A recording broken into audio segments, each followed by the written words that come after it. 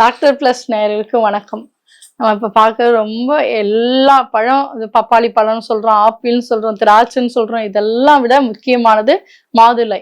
மாதுனா பெண். அதனுடைய யூட்ரஸை தான் நம்ம மாதுளை. யூட்ரஸ்ல உள்ள பிரச்சனைகளை தீர்க்கிறது மாதுளை. மாது பிளஸ் துளை ஹோல் அதனுடைய ஓட்டை அதான் யூட்ரஸ் உடையது.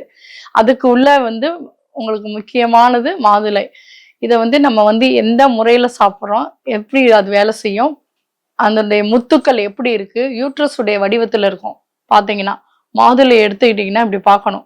அதில் யூட்ரஸ் என்ன அமைப்போ அது மாதிரி இருக்கும். உள்ள முத்துக்கள் அதே மாதிரி உள்ள இருக்கிறதெல்லாம் உங்களுக்கு பிசிஓடி இருக்கு. இப்போ ஃபர்ஸ்ட் நான் பிசிஓடிக்கே சொல்றேன். நான் பிசிஓடி உள்ளவங்க மாதுளையை சாப்பிட்டீங்கன்னா அதில் உள்ள ஹீட்டு குறையும், உள்ள இருக்க புண்ணுங்கள் ஆறும். உங்களுக்கு அந்த முத்துக்கள் அதெல்லாம் நான் சொல்றது இப்போ வர மாதுளை கிடையாது.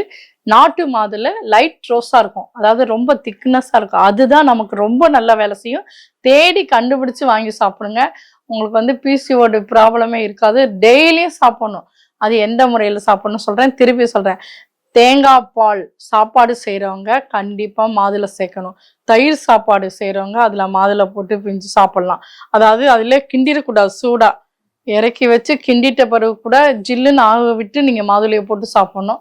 தேங்காய் பால் கூட கண்டிப்பாக அந்த இது சாப்பிடும்போது, இடியாப்பம் சாப்பிடும்போது கூட மாதுளையை அந்த இதை போட்டு மென்று சாப்பிடுங்க. மென்று சாப்பிட்டா ரொம்ப நல்லது. மாதுளை ஜூஸை விட மென்று சாப்பிட்ணும். ஜூஸ் குடிக்கணும்னு நினைக்கிறவங்க அதில் கொஞ்சம் தேன் விடுங்க. ஆனால் பால் சேர்க்கக்கூடாது. நிறைய பேர் மாதுளை சாப்பிட்றவங்க என்ன பண்ணுறீங்க, ஜூஸுன்னு குடிக்கிறவங்க பால் சேர்க்குறாங்க, ஐஸ் சேர்க்குறாங்க. அதெல்லாம் கூடாது.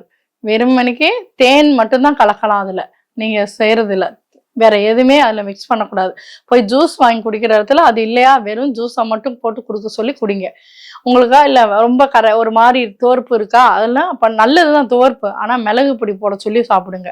இது மாதிரி சாப்பிட்டீங்கன்னா உங்களுக்கு ரொம்ப நல்லது. பிசிஓடிக்காரங்க ரெகுலராக காலையிலையும் மதியானம் சாயங்காலம் 3 வேளையும் எடுத்தீங்கன்னா கூட உங்களுக்கு பிசிஓடி சரியாகும். அதில் உள்ள எந்த பிரச்சனையா இருந்தாலும் யூட்ரஸ்ல உள்ள பிரச்சனை மாதுளை தான் சரியாகும்.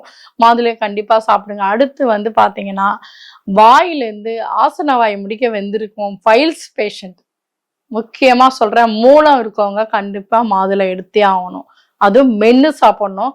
அவங்களையும் சொல்றேன், ஜூஸ் குடிக்க கூடாது. நீங்க நார்ச்சத்து உள்ள சாப்பிட்றதுனால மாதுளை சாப்பிடும்போது அந்த எரிச்சல், மோஷன் போகும்போது எரிச்சல் இருக்குன்னு சொல்றீங்க, அதெல்லாம் சரியாகும்.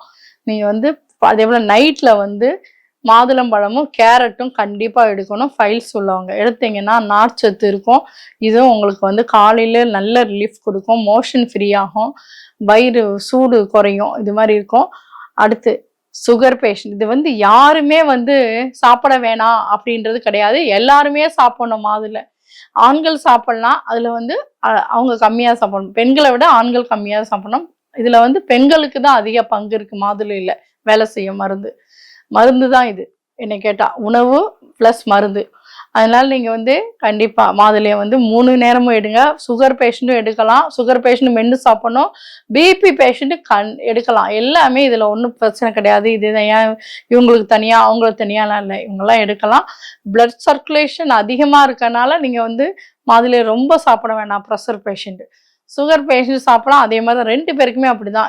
ஒரு நாளைக்கு 1 எடுக்கலாம். நீங்களாம் நான் சொன்னது மூட்டு வலி பேஷண்ட், மூட்டு வலி இருக்காங்க பாருங்க, அவங்க கண்டிப்பா எடுக்கலாம். இப்போ உங்களுக்கு ஒருவேளை மென்று சாப்பிட்ணுன்னா பெப்பர் பொடி மிக்ஸ் பண்ணிக்கோங்க.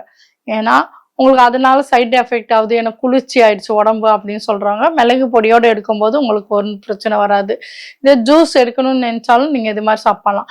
இன்னொன்று மோர் எடுத்து மாதுளை ஜூஸ் கலந்து குடிக்கிறது தவறு. அதே மாதிரி அப்படிலாம் கிடையாது. மாதுளை ஜூஸை தனியாக தான் எடுக்கணும் எப்பயுமே. உங்களுக்கு அதை எப்படி சாப்பிட்னா, ஜூஸ் எடுக்கிறவங்க ஒரு ஸ்பூன் போட்டு மெதுவாக வாயில் ஒரு ஸ்பூன் வச்சு வாயில் கால்க் பண்ணி தான் கொப்பிடிச்சு குடிக்கணும். விட்டுட்டு மடக்குன்னு ஒரு டம்ளர் அடிச்சிங்கன்னா அது வேஸ்ட்டு. அது மாதிரி குடிச்சிங்கன்னா உள்ளே போய் சாராது. ஒரு பேஷண்ட் ரொம்ப டயர்டாக இருக்காங்கன்னா ஃபஸ்ட்டு மாதுளை தான் கொடுப்பாங்க. ஆனால் அதை எப்படி குடிக்கிறீங்கன்னா, வாயில் வச்சுலாம் குடிக்கிறதில்ல, வடன்னு இறக்கிட்டிங்கன்னா அது வேஸ்ட்டு. ரொம்ப மெதுவாக உமிழ்நீரோடு சேர்த்து குடிக்கும் போது உங்களுக்கு உடனே அடுத்த செகண்டே ரொம்ப சோர்வாக இருக்குது, எனக்கு டயர்டாக இருக்குன்னு சொல்கிறவங்க அடுத்த செகண்டே அதை கரெக்ட் பண்ணலாம். இது மாதிரி குடிச்சிங்கன்னா, நான் சொன்ன மாதிரி தான் குடிக்கணும். குடிச்சிங்கன்னா அந்த உமிழ்நீரில் போய் வேலை செய்யும். அடுத்த செகண்ட் நீங்கள் சுறுசுறுப்பாயிருவீங்க. குளுக்கோஸ் மாதிரி அது உங்களுக்கு.